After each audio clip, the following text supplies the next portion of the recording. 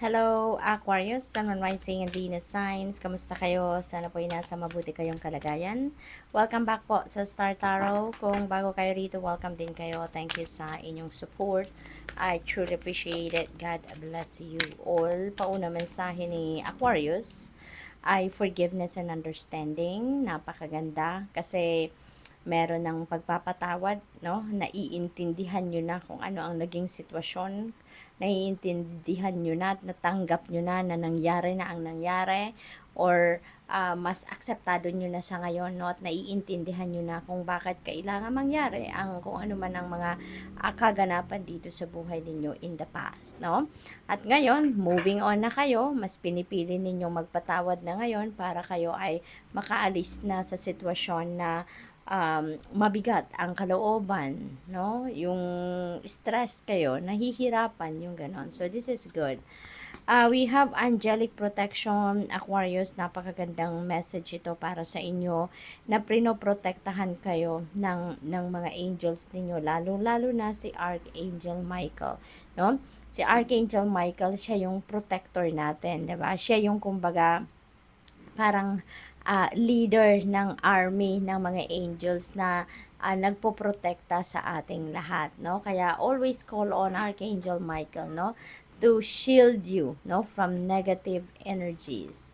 So we have romance and connection. Ayan. So ang iba sa inyo dito, Aquarius, lalo na kung single pa kayo, maaaring magkakaroon kayo dito ng yung parang siguro magkakaroon or magbi-build kayo ng love connection with someone. Maaring may makikilala kayo ngayon at maaring meron na din nandiligaw sa inyo, or meron palang manliligaw, or meron kayong nililigawan. So, depende sa inyong sitwasyon, but definitely, there is love connection dito, no? For others of you naman, kung nasa established relationship na kayo, siguro yung ano naman ninyo ngayon, ang sitwasyon naman ninyo, siguro mas magiging mas matibay pa ang inyong pagmamahalan, ang inyong samahan. There will be more passion siguro between each other, loving and harmonious relationship, no? So, what else? We have power and intention. Napakaganda rin kasi you've got that special power sa ngayon, ano? Aquarius, to manifest whatever it is that you want to manifest. Kung ano man yung mga intentions ninyo, parang nananawagan sa inyo ang universe sa ngayon na siguraduhin ninyo kung ano nga ba ang inyong intention. Siguraduhin ninyo sa sarili ninyo kung ano nga ba talaga ang gusto ninyong mangyari sa buhay ninyo. No, depende sa kung kailan.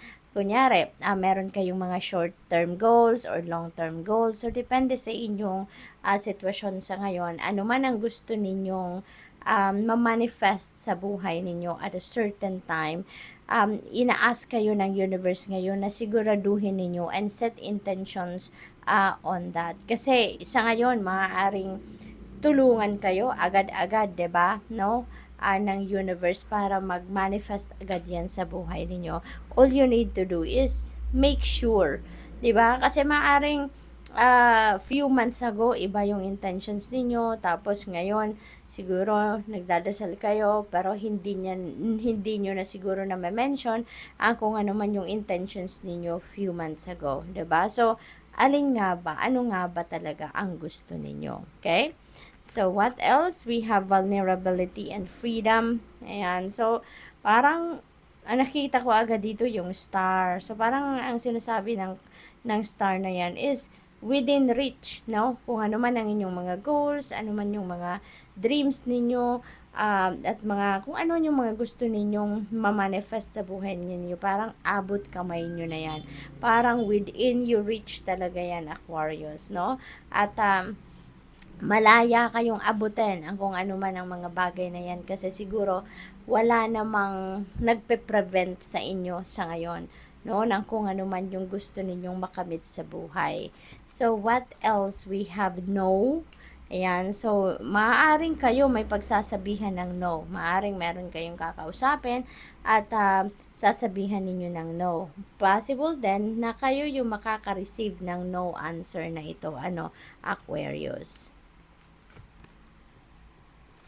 inner child healing. Ayan. So, yung inner child healing na to, siguro, ito yung kailangan na ninyong gawin sa ngayon din. Kasi, maaaring kung ano man yung mga experiences ninyo nung bata pa kayo, it could be toxic ang epekto para sa iyo habang lumalaki kayo, or maaring na-trauma kayo about something nung bata kayo, at ang traumatic experience na yan ay maaaring hanggang ngayon nakakaapekto sa inyo. Maaaring hanggang ngayon ay naiimpluwensyahan pa rin kayo ng pangyayaring yon, at pati na rin yung mga decision making ninyo, pati na siguro yung mga disposition ninyo sa buhay ay maaaring apektado noon, no? Kaya maybe it's about time na, no, Aquarius, for you to heal your inner child na sa ngayon, nang sa gayon makapag-move on na kayo sa buhay, at makapag-start kayo ng bagong buhay, no, na magaan ang inyong pakiramdam, maluwag na ang inyong isipan din, pati na rin yung puso ninyo, kumbaga, no, malinis na, at mawala na kung ano man yung mga trauma siguro na hinarbor ninyo for so long. We have angel number 1111. Napakaswerte ninyo ngayon, Aquarius. This is really a beautiful energy. Wish is coming true. No? Your wish is coming true. So, all the patience, no, na ginawa ninyo for the longest time, maybe now it's going to pay off na. Kasi maaring naghintay talaga kayo ng tamang pagkakataon para sa inyong wish na mag-come to fruition, at eto na yon, no? There may be a lot of realizations then, no, sa sarili ninyo sa ngayon. Maaring isa na yung inner child healing na maaring marirealize niyo na it's about time na para mag-heal na din talaga ang bagay na yan sa sarili ninyo, so that you can move forward with your life. Manifestation energy is in your horizon as well. Kaya napakaganda ng mga energies na to. Sabi dito, you're in for a lucky break. Ayan. So, swerte ninyo talaga. It may come as happy news, experience, new opportunities, or an exciting acquaintance. You will find yourself in the right place at the right time. It is not a coincidence but a gift from fate. So, good luck. Thank you for watching. Love and light. Namaste.